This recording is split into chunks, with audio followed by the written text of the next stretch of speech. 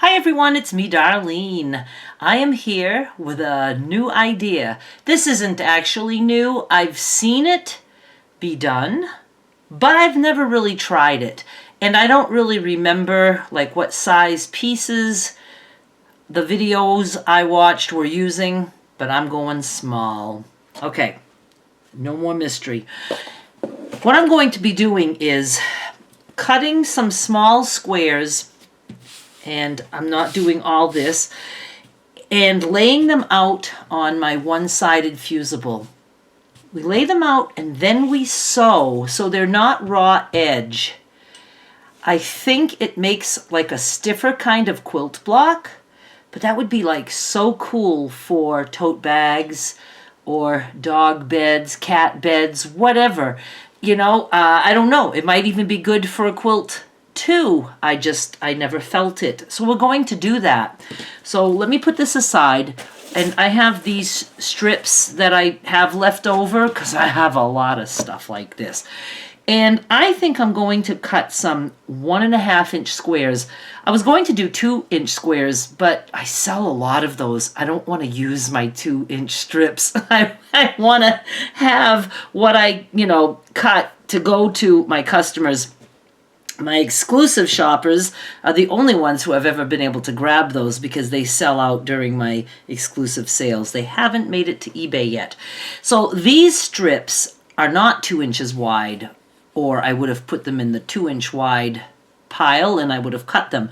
But I should be able to get 1.5 inches. So I'm going to cut some strips, and I'm going to pick a little variety. This is beautiful batik. I'm not going to put that in there. And let me just do that.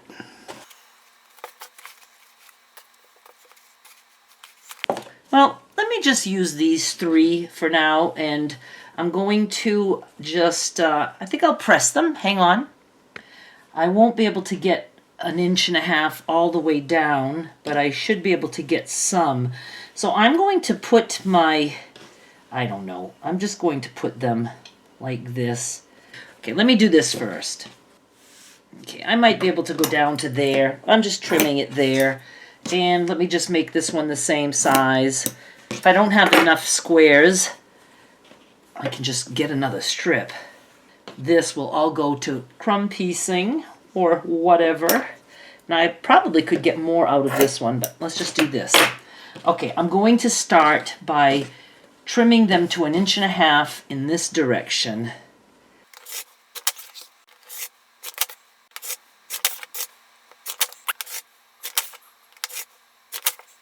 I want to get, back into doing like quilt blocks and, not always just a whole quilt top in my case. Just stuff that's fun. I get to experiment. And if this is a complete fail, well, I just don't have to upload it. You'll never know. I don't know if I've ever not uploaded something. I'm usually okay with uploading my fails.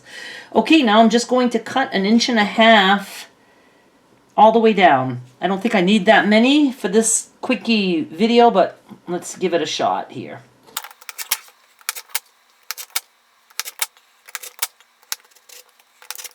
Wow, right down to just that. Look how friggin' cute those are. Seriously. Now I'm going to cut something here. Let's move these little guys out of the way. I'm going to just figure out what size I want. I'm going to go 6 by 6. That will give me 4 by 4 little squares. And if you have fusible that's wrinkled, and sometimes even when I sell it, sometimes you get some with wrinkles because the bolt isn't always perfect, and I can't press it for you because it would not work on this. You can still go ahead and use it. So let me just cut a 6 by 6. Where is a ruler? Right here. I'm ready. Oh, you know what? I need my ironing board, not this. Let me see. Can I get you a little bit closer? Okay, glue side is facing up. Let me just get some of my little squares here. I think I'm going to just try like a diagonal kind of thing. So I'm going to go blue, green, red. I'm calling it red. And then blue. See, it fits perfectly. Blue, green, red. Blue, green, red. Blue, green, red. Blue, green, red. I'm going to need 16 little squares. Blue, green, red, and blue. Cool. Oh my God. I actually really like these colors together and the prints. That's really nice. Okay, I'm going to press this.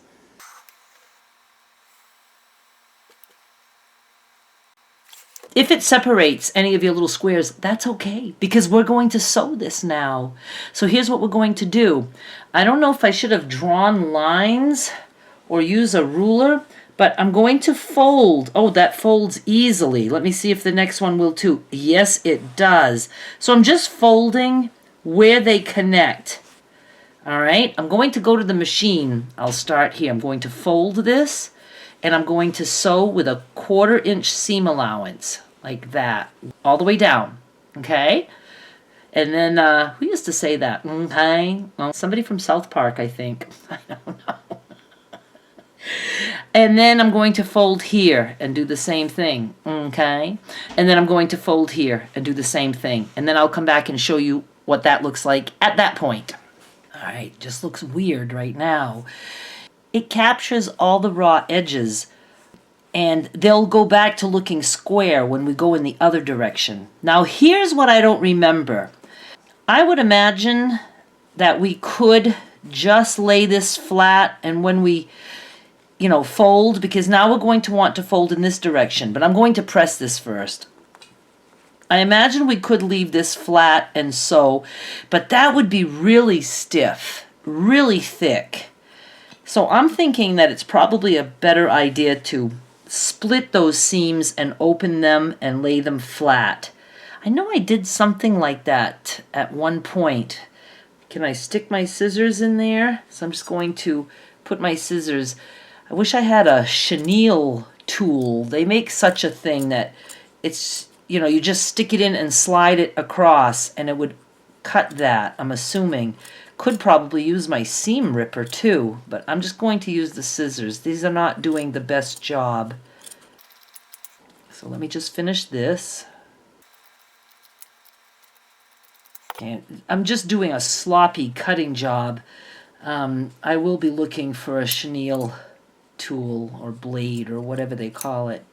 Let me just see for the hell of it what my seam ripper would do. I could start it. Let's see. Oh. No, not really. It doesn't want to do it. It says that's not my job. But it is doing it, but it's not enjoying it. I don't want to piss off my seam ripper. So we'll just do this. I will find a better option. Okay, I'm going to go and press those open. Ugh, what a pain that's going to be. Well, not too bad. Look. Just do that. Okay, what I'm thinking is the next step might be a little tricky because we want to keep those open, but I don't know if that they're necessarily going to want to stay open. Oh, but we can tell because I can see. All right, so let me just go like this. But see, I need to have that open. That would be a little hard if you're doing a whole sheet. Maybe other people don't open them. Well, I'm going to go ahead and do at least here. That's looking good on this side.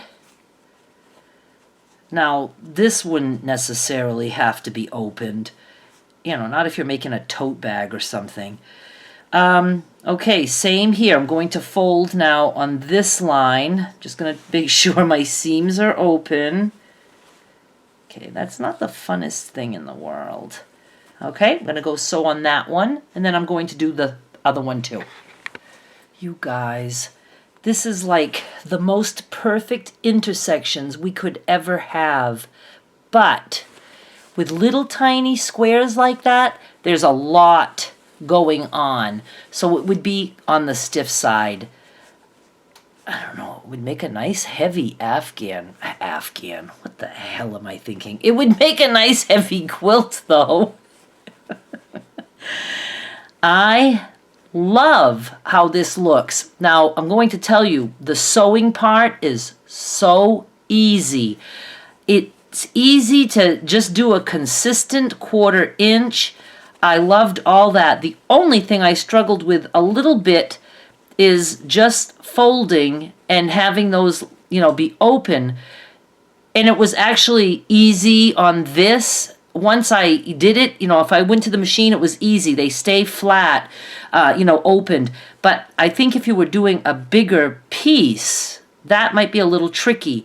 One thing I would be able to think of, but that would be a pain in the ass, is to tack them down with some white glue or something. You can do that and the glue washes out.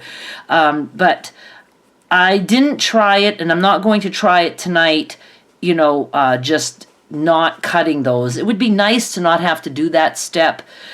And to make it easier to cut with scissors, see, I just don't have any little scissors. These just don't work good for that. You could do a 1/2 inch seam allowance on bigger squares so that it would be easier to send your scissors through like this. Or you just need some, scissors with not such a big end there. So let me just, finish this and press it.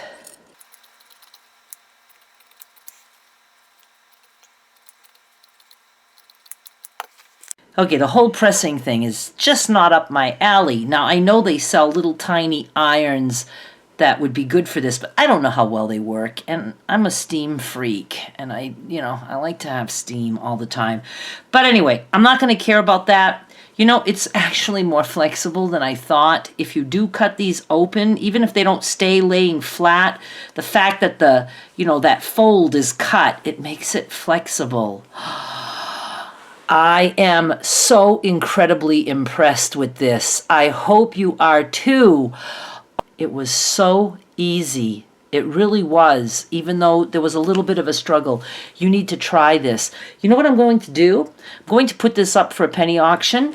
I'm going to include all these leftover squares that I cut, and I'm going to give this leftover too. So you guys can, make another 6-inch square to go with this one. And I don't know if you'll have enough of everything to make this exact pattern. Let me look. Yes, you have enough to make another one exactly like this. And I didn't even realize, see, it's cool that the blues are in the corners. And then you'll still have some others left over. Do whatever you want with it. Okay, so go check out the penny auction down below. You get this little bunch of stuff. And thank you so much for watching. I hope you enjoyed this. I hope you try it. And I will be doing more of this with all kinds of sizes of squares. Please subscribe. Bye.